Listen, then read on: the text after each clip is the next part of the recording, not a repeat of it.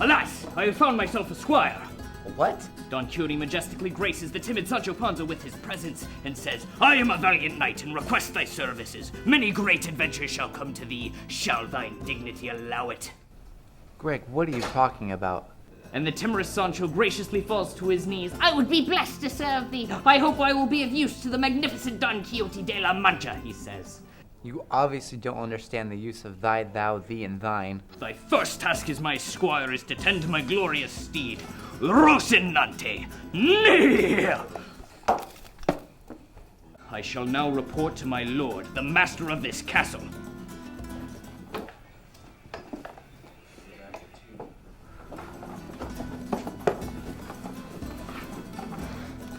Your Grace, I'm afraid I have some terrible news. What is it now, Greg? I failed to slaughter the horrible beast your lordship had mentioned. You mean you didn't get your homework done? My apologies, my lord. I promise thee I shall defeat the beast at once. I just ask for a little more time. Your paper's due at the end of the period. I thank thee for thy generosity.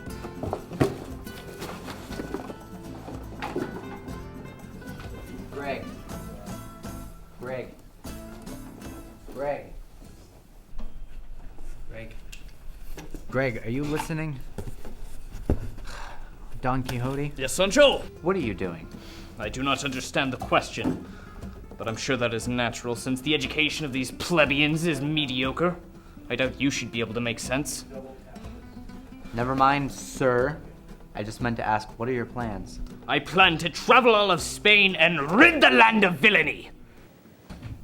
And how do you expect to do that? We will keep traveling until we come across trouble. Come now, Sancho. Don Quixote makes his grand exit from the castle, brandishing his sword, mounted on his noble stallion Rocinante. His humble squire Sancho follows meekly as he gallantly charges through the castle gates. Onwards to our journey, he cheers.